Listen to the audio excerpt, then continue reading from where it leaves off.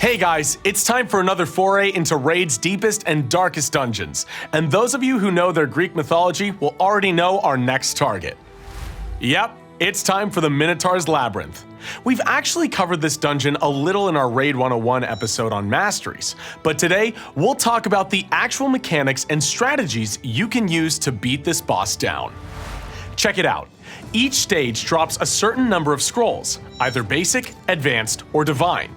Each type of scroll is needed to unlock masteries of a certain tier, with basic unlocking, well, basic masteries, while divine scrolls unlock the most powerful masteries.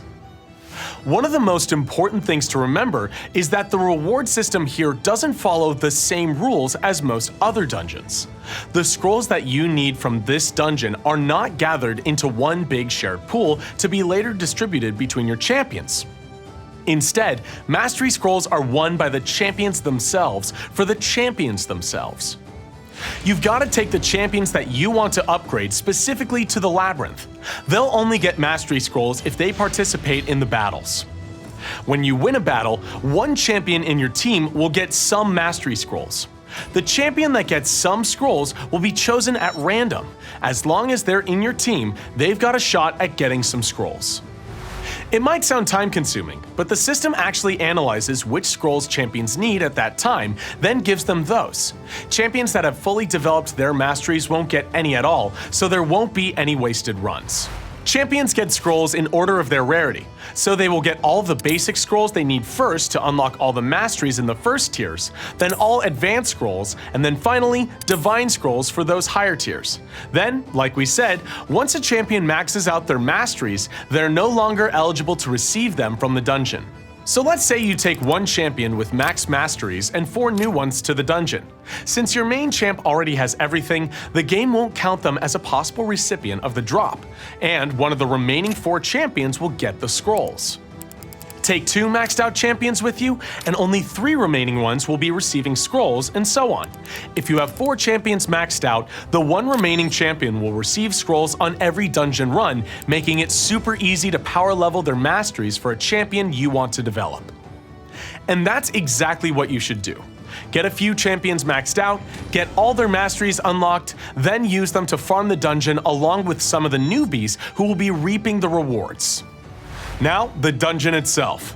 The first couple waves of enemies are simple and straightforward. There are 2 rounds with assorted enemies to defeat. Like before, their level and affinity depend on the stage of the dungeon. They will match the affinity of the Minotaur, which you can see on the stage selection screen. Keep that in mind when making your team. So, once you've trashed those guys, it's time to meet the local bad guy head-on. Just not literally, that'd be a bad idea when dealing with an angry half-human, half-bull thing. He's got 2 smaller friends here, but to be honest, they don't really do a whole lot. These Minotaurs are just sort of there, with a bunch of HP and single target attacks that bring some extra pain to your champions. They're not bad, but compared to the Minotaur himself, well, you've got bigger problems. The Minotaur has a couple of mechanics that you need to remember. The first attack, Tremor Stomp, is a pretty typical AoE strike, but it also deals double damage to champions that are affected by the Hex debuff. Hex debuff, you ask? Yeah, that's something unique to the Minotaur. Another of his skills, Swift Doom, also attacks all of your champions, but it also places 3 Hex debuffs at random. Each Hex lasts 5 turns and cannot be resisted by any means. It'll apply even on a weak hit. Combine this with the first skill and you're in Pain City already. But there's more. Raging Bull is the Minotaur's passive skill and is instrumental to this boss's battle mechanics. At the start of the round, the Minotaur gets a rage buff. It increases the damage he deals by 5 times and lasts 3 turns. The buff itself cannot be stolen or removed, nor can its duration be decreased by any skills. Once the rage buff expires, the Minotaur immediately gets a dazed debuff. While he has the dazed debuff active, any damage he takes is multiplied by 3. Like Rage, this debuff cannot really be manipulated in any way, but it only lasts 1 turn. This is where you want to deal as much hurt as possible. Then, after Daze runs out, it is replaced by Rage once again, and the cycle starts over. So those are the mechanics, but what are our takeaways? While the Rage buff is active, the Minotaur hits pretty hard, and if your champions get hit while the Hex debuff is on them, it'll hurt even more. Like I said, Pain City. To get away from that, you want to get rid of the Hex. Either cleanse and remove it entirely, or block debuffs and don't get hexed in the first place. Aside from that, damage mitigation. Throw a shield on your champions, decrease the Minotaur's attack, and increase your own defense. Hurting is bad, so try and minimize it. Another good thing to do is maximize the number of attacks your team lands while the Minotaur has his dazed debuff.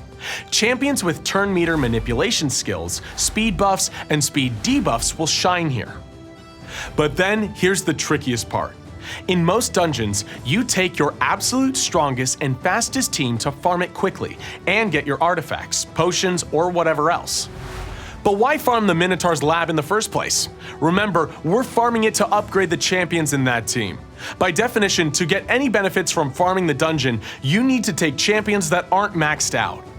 You have to strike a balance between taking strong enough core champions to beat the dungeon, but also adding in champions that need mastery scrolls and might not be fully developed.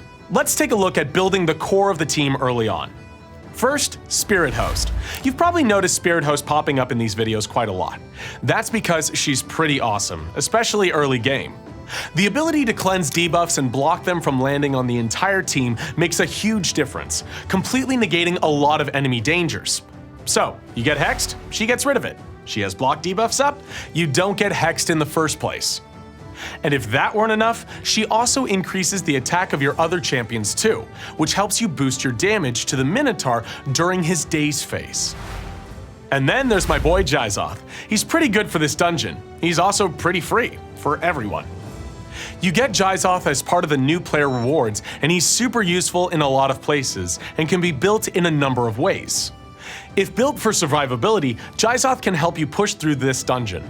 His Fierce Protector skill allows him to place a defense buff and a counterattack on any ally or on himself.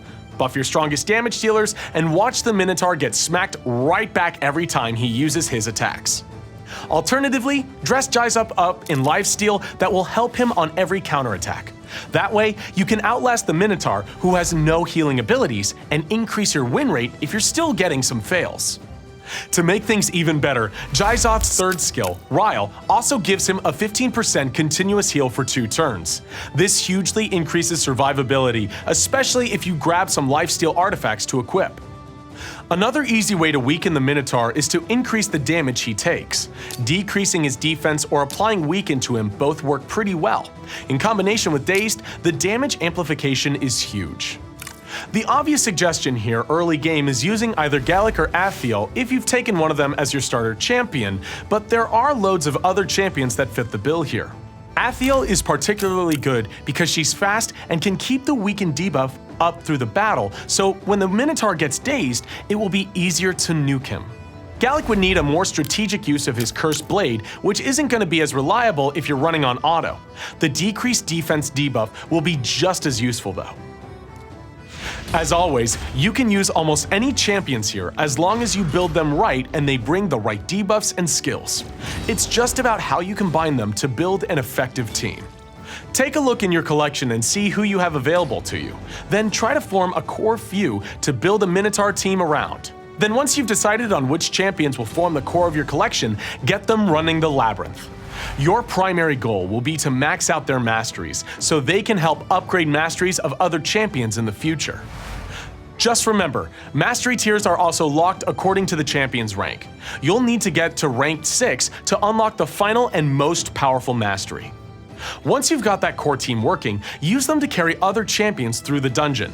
That's by far the quickest and most efficient method of getting mastery scrolls for a specific champion or group of champions that you need to be at their best. And when you need it like yesterday. And that's pretty much it for the Minotaur's Labyrinth. It's not the hardest dungeon, we'll be getting to that one soon enough, but it certainly comes with plenty of challenges, both in beating the dungeon itself and in building a correct strategy for running it and reaping the benefits. As always, hit like and subscribe so you won't ever miss a new video. See you soon!